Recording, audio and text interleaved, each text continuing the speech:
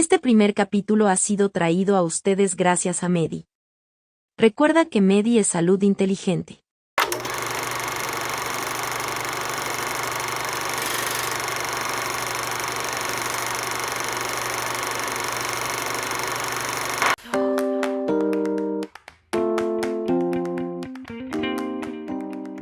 Hola, ¿cómo están? Bienvenidos al segundo episodio del podcast de Hablemos sin bata.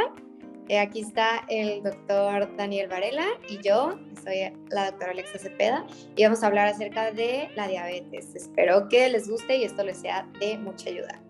Excelente. No, pues qué gusto estar de nuevo platicando contigo, Alexa, ya en nuestro segundo episodio. Espero que el segundo de muchos más.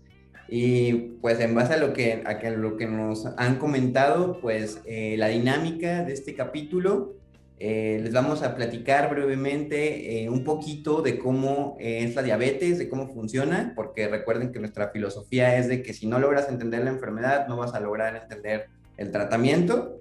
Y después vamos a contestar a una serie de preguntas que nos han hecho llegar. Recuerden que pueden estar interactuando con todas las publicaciones para generar preguntas sobre los próximos temas o consultar contenido de los temas anteriores. Y también si tienen nuevas dudas sobre este tema, también las pueden generar y pues nuestro equipo de médicos las va a estar contestando.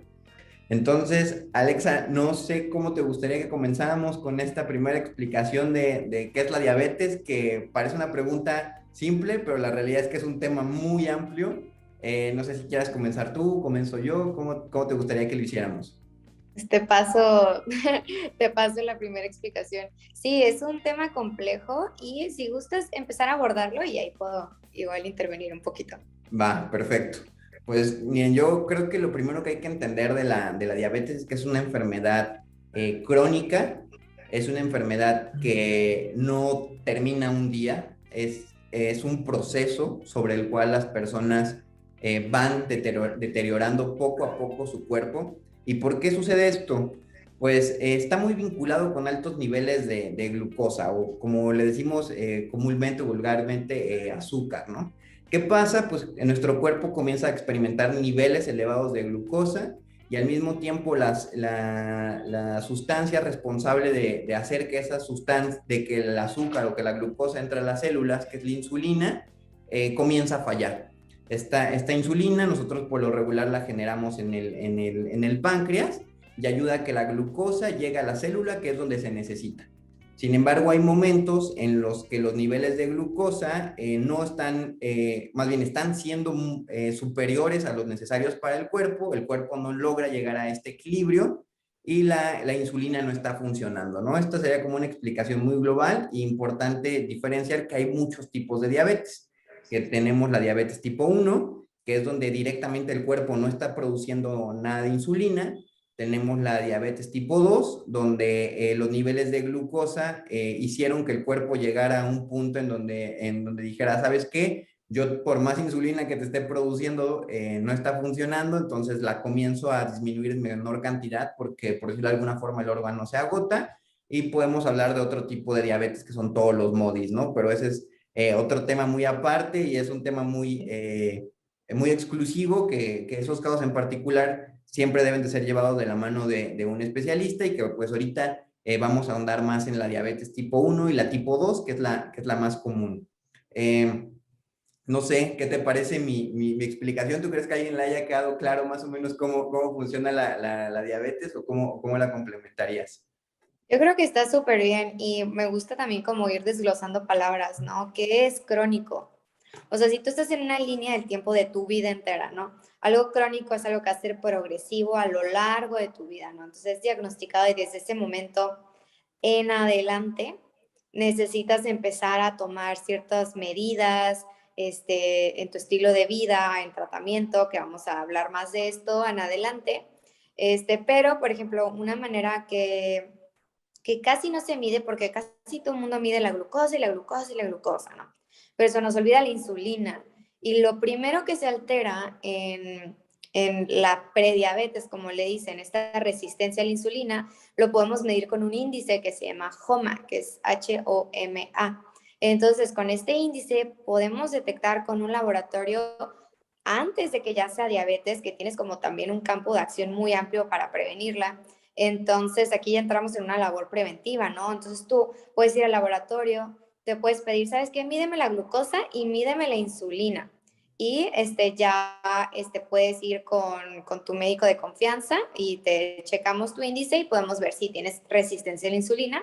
Y esto ya entras en una labor preventiva que se me hace súper importante. Claro, que creo que en diabetes y en muchas enfermedades que tenemos, la labor preventiva es crucial, ¿no?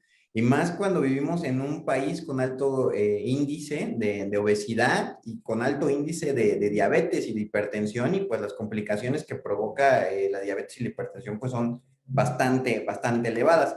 De hecho, yo aquí tengo un dato, por ejemplo, en el país aproximadamente entre 11 y 13 millones de mexicanos padecen diabetes, de los cuales aproximadamente 4 millones o 5 millones no saben que tienen diabetes. O sea, imagínate, ¿no? Viven con la diabetes, están en una situación en la que muchas veces la diabetes cursa como asintomática, o sea, sin síntomas, sin manifestaciones. Y pues es importante por eso esta labor preventiva, ¿no? Porque más o menos el doble de las personas que tienen diabetes, estamos hablando más o menos 25 millones de personas, tienen factores de riesgo para poderla desencadenar.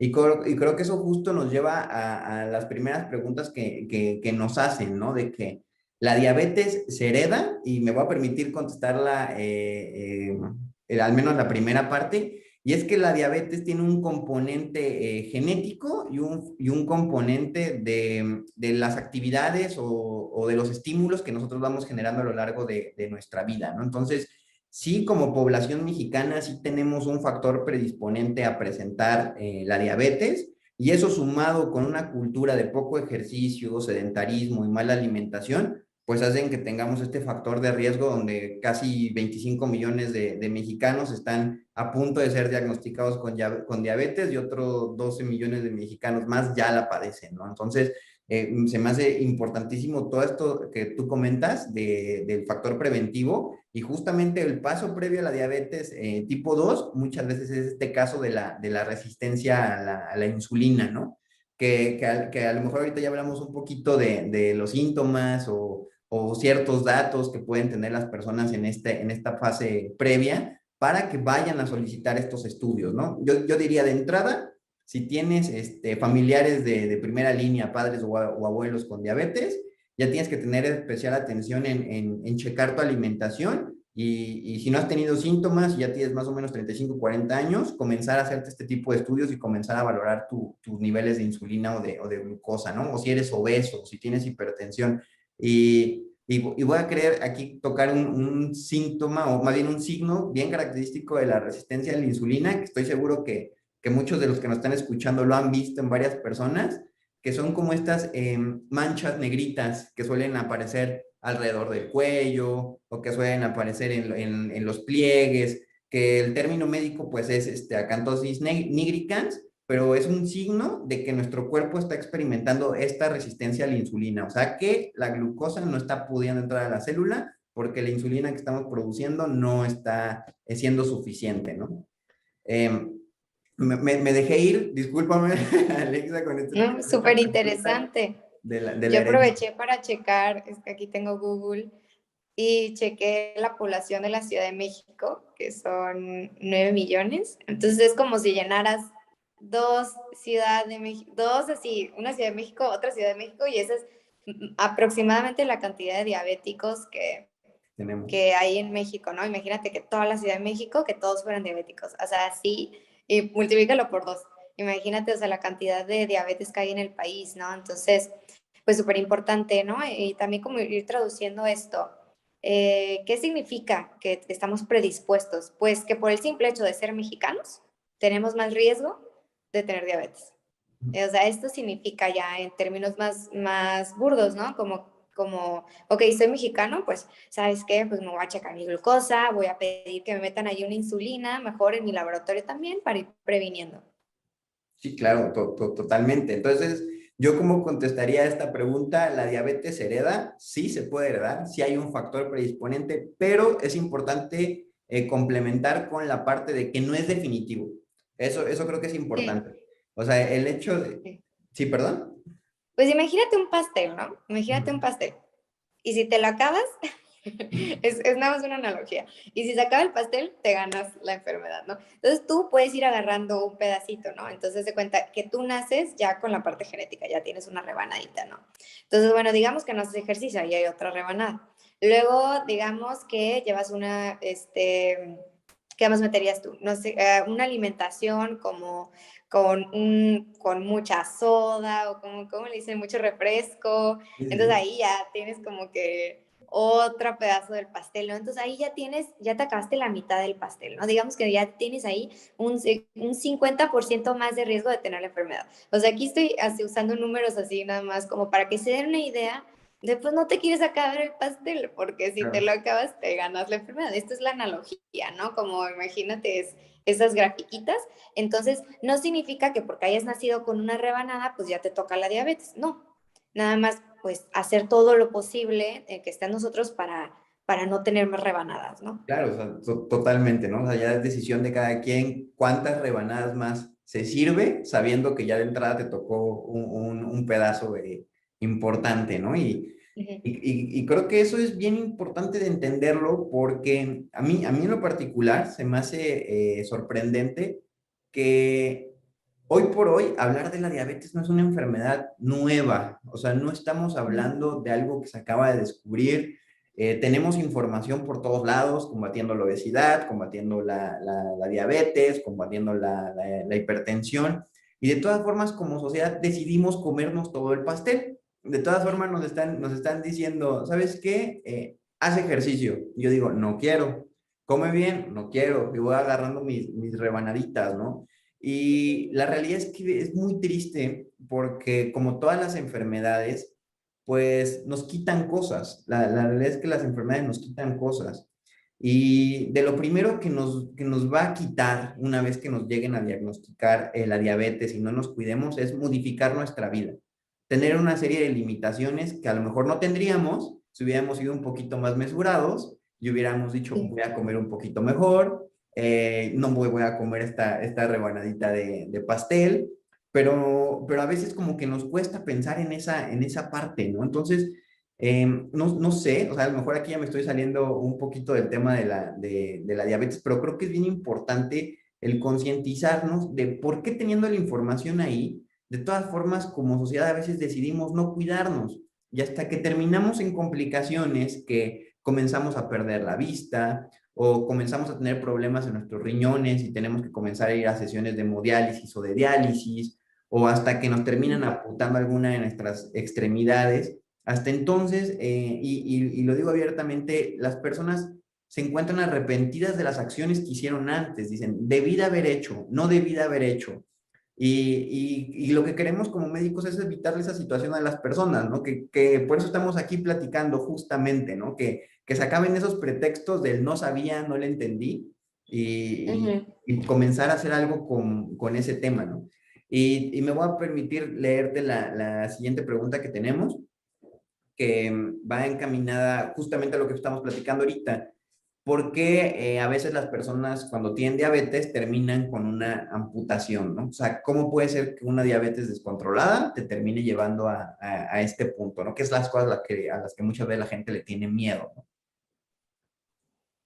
Ok, bueno, también para cerrar lo que comentabas previamente, me parece súper importante recalcar que estamos hablando desde una postura de privilegio, ¿no? Por el simple hecho de estar aquí, porque hay personas que, bueno, no tienen acceso a alimentos, no tienen el dinero necesario, o sea, aquí pues estamos hablando igual, digamos que en un, en una situación más ideal, pues en la que una persona pues sí tiene las capacidades de poder invertir en esto, ¿no? Porque claro que todo tiene un costo, estamos hablando desde una postura aquí en Instagram, sentados en la oficina, o sea, estamos hablando de una situación de privilegio que muchas personas en México no tienen, ¿no? Pero de cualquier manera, pues para las personas que sí lo pueden implementar y estén en una situación socioeconómica que se los permita, pues venga, ¿no? Hacer todo lo posible. También, por ejemplo, ¿por qué terminan en amputación? Pues aquí hablamos de que, ya ves que dijimos, empieza la línea de tiempo y es como que el TikTok, ¿no? Va pasando el tiempo con esta azúcar elevada, con esta insulina elevada, ¿y qué pasa? Pues hay complicaciones. Entonces, en el caso de las complicaciones de ¿por qué hay amputaciones? Porque la glucosa pues afecta a los vasos sanguíneos, entonces afecta, por ejemplo, a las arterias, a la irrigación de las extremidades. Entonces, digamos que aquí está la bomba, ¿no? ¿A dónde va a llegar más rápido la sangre? Pues al cerebro, a lo que está cerquita, a lo que es, por ejemplo, las extremidades, pues esta irrigación no es la mejor. Entonces, ¿qué pasa? Pues vienen estas complicaciones vasculares, se llaman, de los vasos sanguíneos. Entonces, bueno, aquí se empiezan a afectar estos vasitos, se empiezan a perder sensibilidad también. Entonces vienen golpecitos, hasta, por ejemplo, hasta que te rozas con el zapato, entonces una pequeña herida, o que te pegas y no te das cuenta, y se hace una pequeñita herida. Pero ¿qué pasa? Que tu capacidad de sanación, de reparación, pues no es la mejor en las personas con diabetes. Entonces esa herida se hace cada vez más grande, más grande, más grande. Y luego, ¿qué pasa? Pues vienen las infecciones, las bacterias. Y en la diabetes se considera que las personas diabéticas están inmunodeprimidas. ¿Qué significa esto? Pues que su sistema inmune, sus defensas no son las mejores tampoco.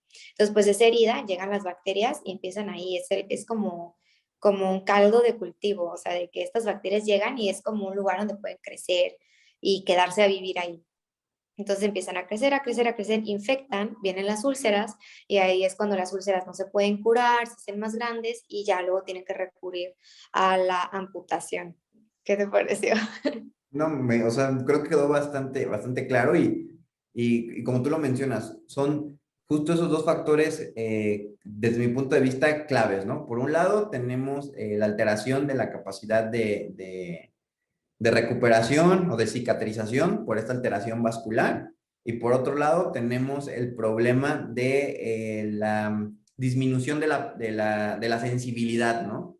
Que Sí, entonces empieza, como tú dices, con una lesioncita, que puede ser hasta una herida con el zapato, o me golpeé o algo, a la persona no le duele, no se atiende, y se comienza a hacer cada vez más grande esa lesión, ¿no? Y luego llegan las bacterias directo a ese caldo o a ese festín que tiene, por decirlo de alguna forma, y pues sí. comienzan a provocar infección, ¿no? Y la infección termina, obviamente empieza en piel, pero pues cuando termina hueso, pues ya las infecciones en hueso pues son bien complicadas de tratar. Entonces, a veces, por salvar una parte mayor de la pierna, pues es necesario cortar, ¿no? Antes de que la infección avance más, ¿no? Entonces, eso es la causa, ¿no? Que tal cual como tú lo comentas. No sé si quieras leernos una pregunta más o yo busco de las que tengo aquí de este lado. Sí, la que tienes tú, la siguiente, si gustas. Perfecto. Bueno, esta ya más o menos la platicamos, que es sí, todas las diabetes son iguales. Yo creo que lo hablamos muy por encimita. Creo que está bien, ¿no? Hiciste la diferenciación entre tipo uno, tipo 2 y luego ya las que nos vamos a tocar que son más específicas. ¿O quieres agregar algo más? No, yo creo que todo bien. A lo mucho, yo creo que aquí agregaría de que muchas veces la diabetes tipo uno se presenta en personas un poquito más jóvenes, Ujú. porque directamente no producen insulina por un tema autoinmune. Y por otro lado tenemos las personas de que todos los factores externos fueron impidiendo la capacidad del páncreas de producir insulina, ¿no? Entonces, aquí estos se suelen presentar en etapas más tardías de la vida. Sin embargo, bueno, los últimos años hemos visto que la diabetes tipo 2 se está presentando cada vez en población más joven, ¿no? Que pues, totalmente va vinculado con los problemas que tenemos de obesidad en nuestra infancia. Que aquí voy a aprovechar para comentar esto, que es bien importante los primeros 4 años de vida de un pequeñito. No sé si hoy nos estén escuchando padres de familia, pero son predisponentes los primeros 4 años de vida o la infancia de un niño sobre las actitudes que va a tener a lo largo de su vida, sobre su alimentación, sobre las enfermedades que padece, sobre sus hábitos deportivos. Entonces hay que ponerle mucho hincapié a esa parte porque creo que por haberlo dejado de lado en algunas ocasiones estamos teniendo enfermedades en etapas más tempranas que a lo que se había visto en otros años, ¿no? Y creo que es lo único que yo comentaría de ese punto. No sé si tú quieras comentar algo más. Sí, por ejemplo, la tipo 2, bueno, la tipo uno se habla que necesitan tratamiento con insulina desde el principio. La tipo 2, pues generalmente el tratamiento con insulina se pone más adelante, no es la primera línea de tratamiento, pero también se usa el tratamiento con insulina. Y bueno, algo que sí me gustaría agregar, por ejemplo, desde la niñez o desde nosotros también esto ya es un tema pues más innovador en el tema de microbiota intestinal, ¿no? Entonces se está viendo que, por ejemplo, hay una bacteria en especial que es como protectora de la diabetes, ¿no? Entonces nosotros queremos esa bacteria, no queremos que se nos baje. Por ejemplo, a los chiquitos, a los adultos, o sea, tenemos que esta bacteria que se llama Akkermansia, protege contra la resistencia a la insulina. Entonces, pues es bien importante empezar a trabajar con la microbiota intestinal, que son como todos estos bichos que tenemos en la panza totalmente normal. Entonces, por ejemplo, somos súper afortunados de vivir en el territorio mexicano porque así una comida que a esta bacteria le encanta es la inulina de agave. Entonces es un polvito blanco que tú puedes poner en un vasito de agua, tomártelo y es como si le dieras de comer directamente a esta bacteria que se llama Akkermansia. Entonces, por ejemplo, si vemos que en la familia hay una predisposición a la diabetes, pues entonces desde chiquito ahí, ¿no? Como tu vasito de agua con inulina o también tú como adulto en modo preventivo. Entonces ya aquí entrando como en otras modalidades de tratamiento que está muy interesante.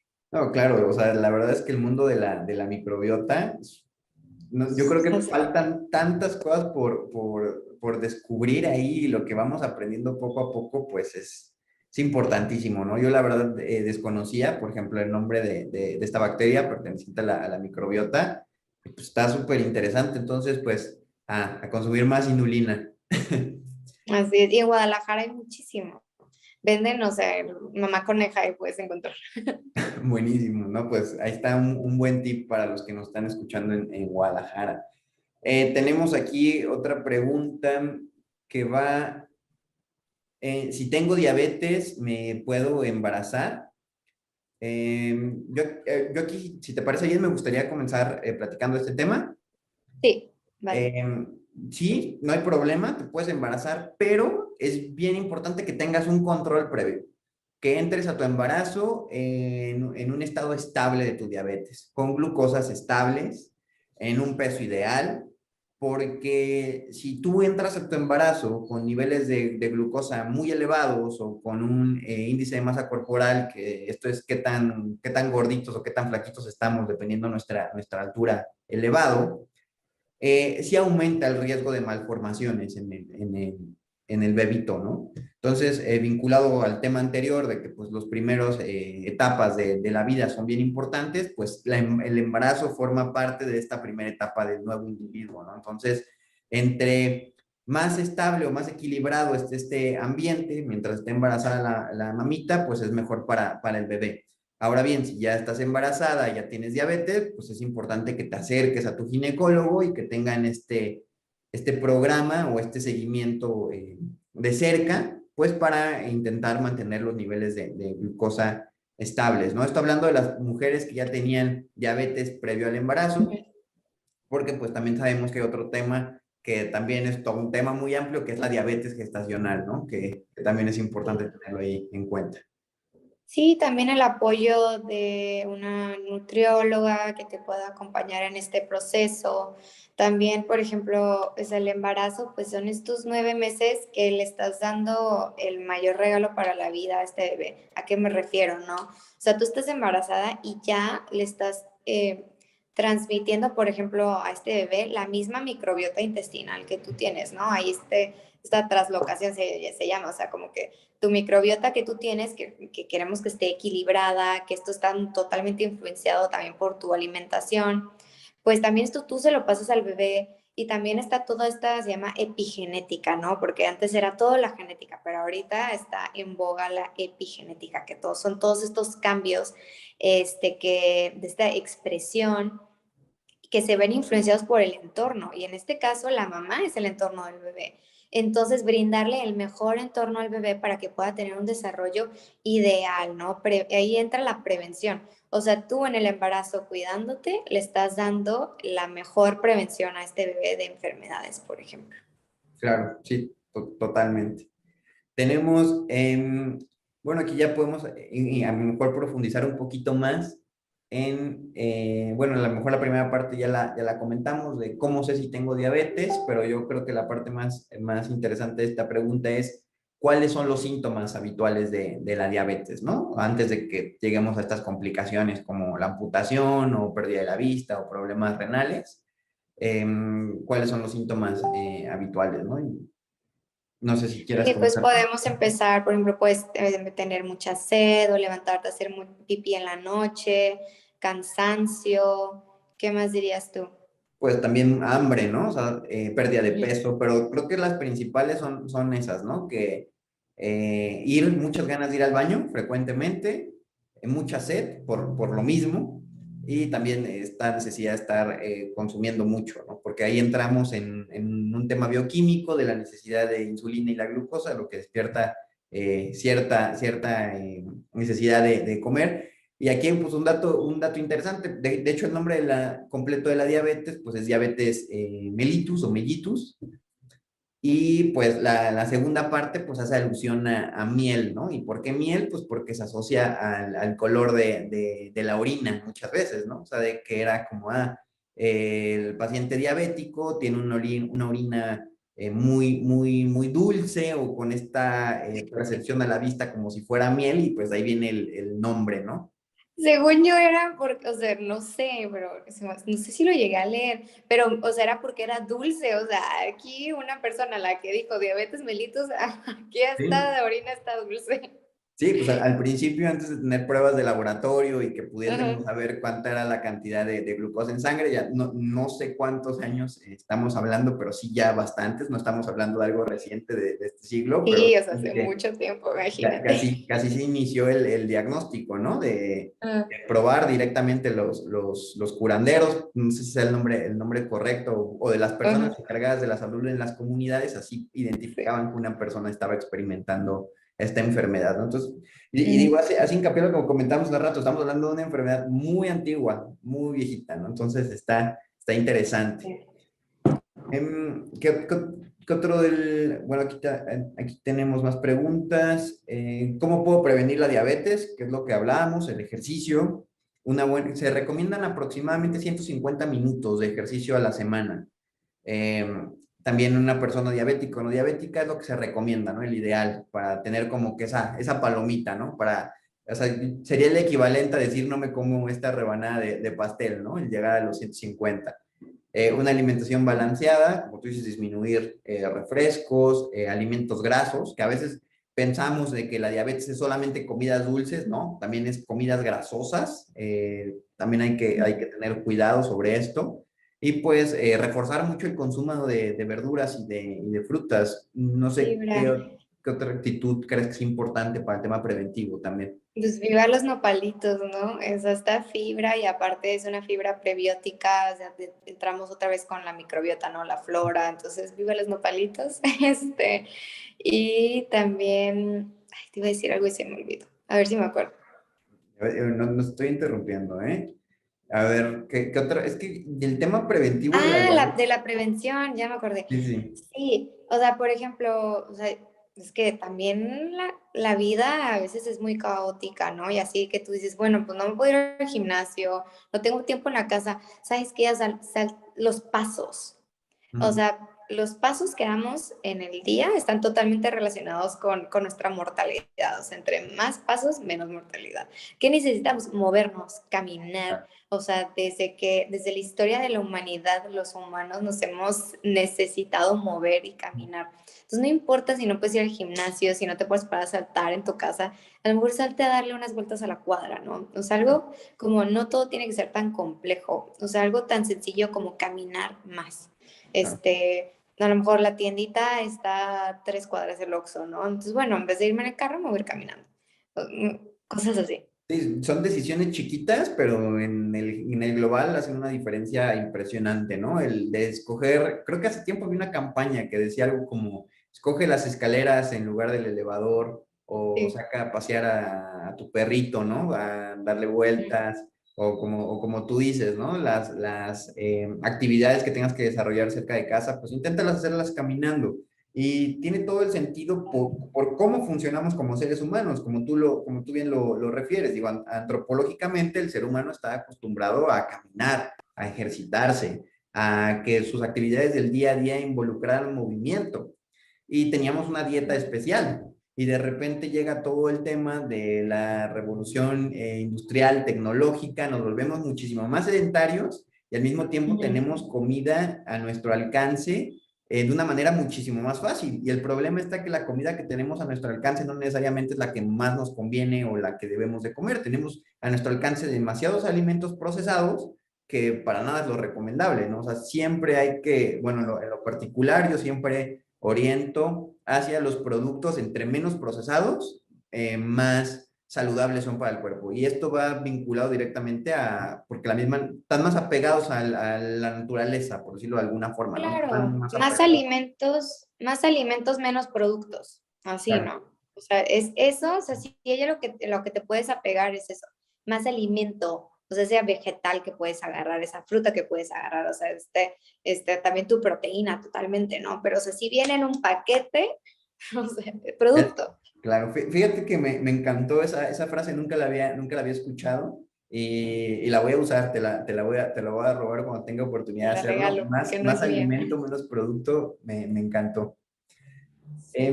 Tenemos más, bueno, esta pregunta es, ¿la diabetes se cura? Pues no, no se cura, se controla.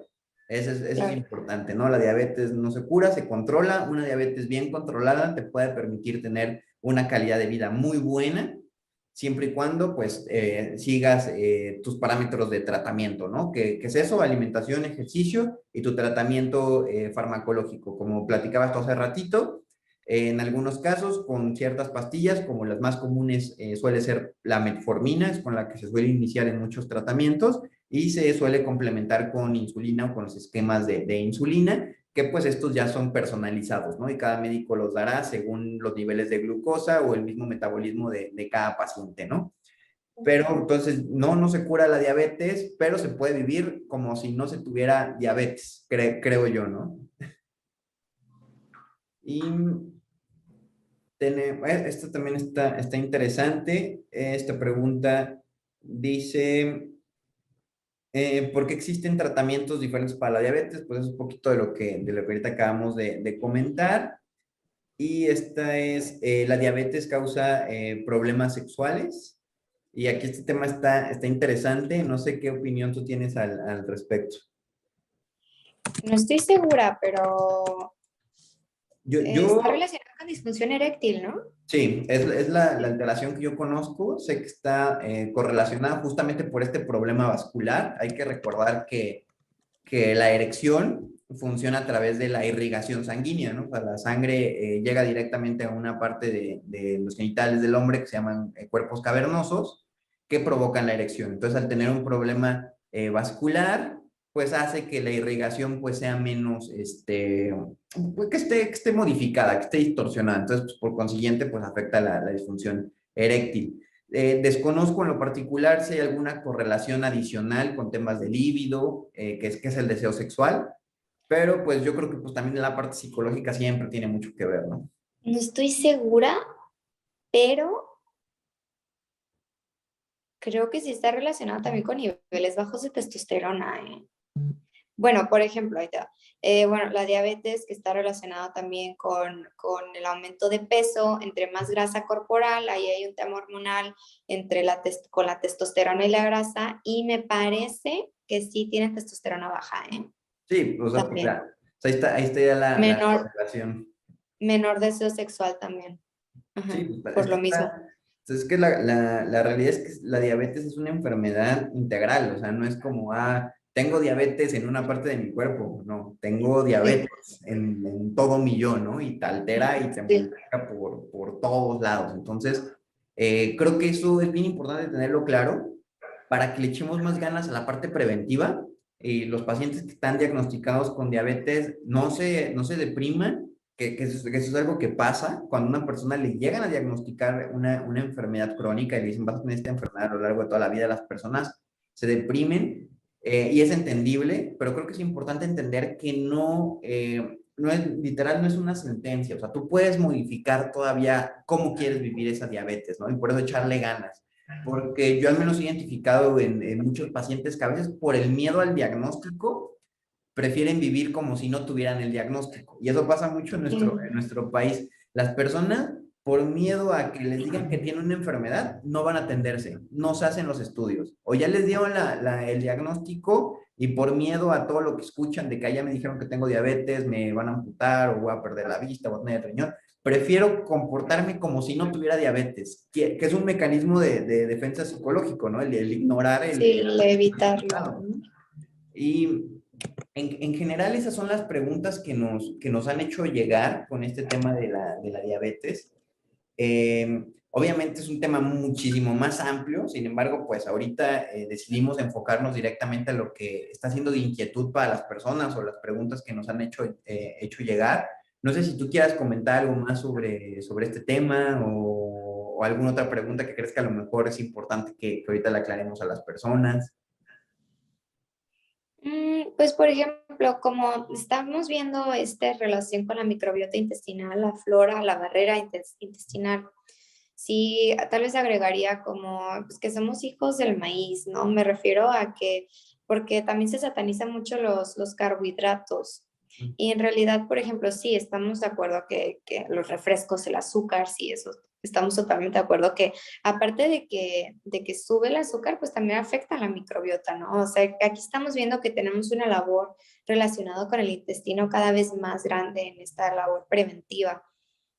Entonces, a lo que voy es que sí recomendaría yo más, si vas a elegir un tipo de carbohidrato cereal entre pan o maíz, sí recomendaría más que se enfocaran en el maíz, porque el mismo pan, aparte de este procesamiento que tiene, o sea, afecta a la barrera intestinal, afecta a las poblaciones de la flora.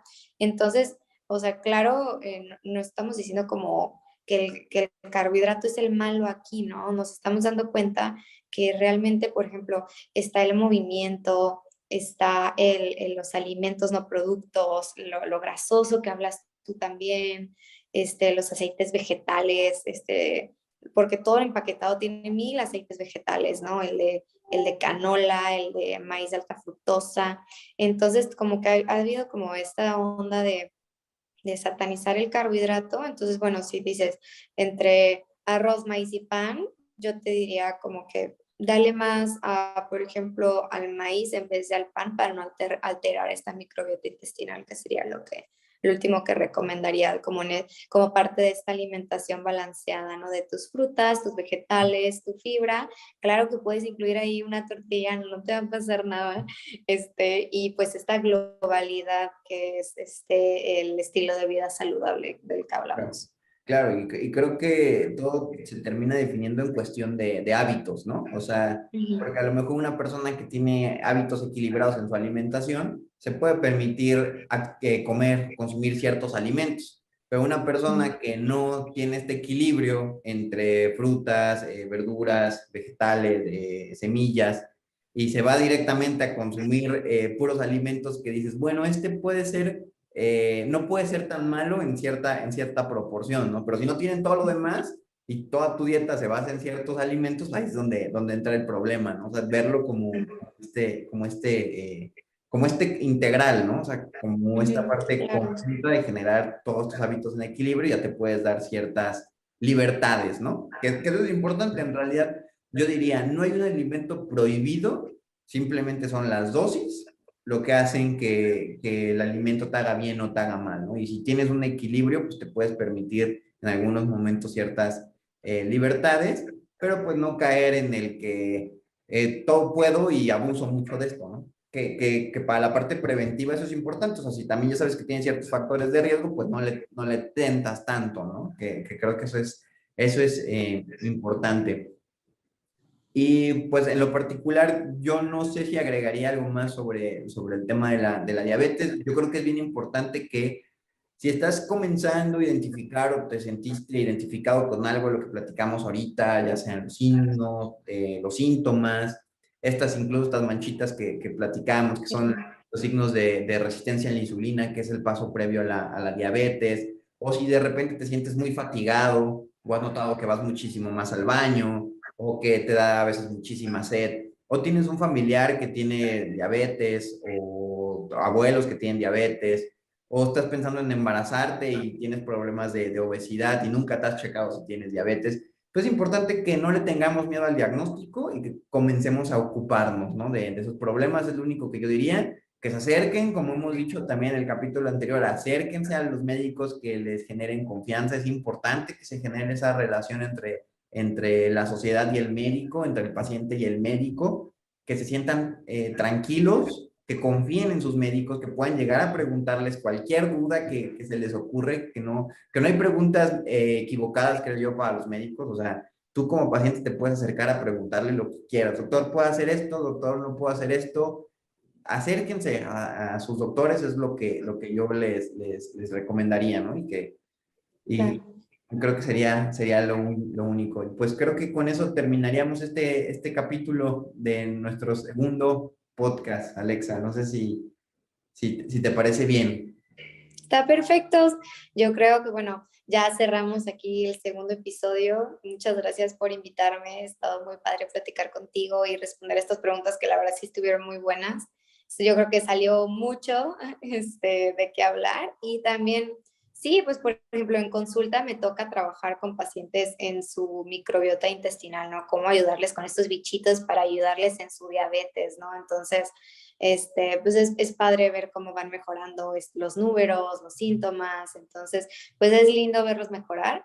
Ahora sí que desde si se puede prevenir, bien, pero si ya está ahí, pues trabajar, ¿no? Al final, todos son decisiones, y ya si tenemos algo, podemos trabajar con eso y mejorar poco a poco. Y bueno, si están escuchando, pues les agradezco mucho que hayan permanecido aquí hasta el final. Y pues un abrazo. Perfecto. Nada más, antes de terminar, Alexa, no sé si quieras comentarles un poquito de tus redes, donde pueden ver toda esta información que tú compartes continuamente de la microbiota y de un sinfín de temas que es súper interesante tu contenido. No sé si gustas comentarlo. De todas formas, están en la descripción las redes, pero si lo gustas. Y yo creo que va a estar etiquetada ahí abajito, es doctora Alexa Cepeda, me pueden encontrar en Instagram, ahí viene también mi teléfono, si me quieren escribir, está ahí directo a WhatsApp, me pueden escribir como en qué quieran trabajar, sus objetivos, y pues lo hacemos directo, pues así ustedes, individualizado como debe ser. Claro, y pues también recordarles que de todas formas la información de En Salud también pueden encontrar en la página de Medi, así está en las distintas redes sociales, y también si alguien necesita alguna consulta, algún médico en especial, también a través de Medi los pueden contactar. Y pues eso sería todo y que tengan una excelente tarde. Adiós. Recuerda que si requieres una consulta con un médico especialista o algún otro servicio para cuidar tu salud, lo podrás encontrar con Medi a un costo accesible. Descarga la app y comienza a cuidar tu salud.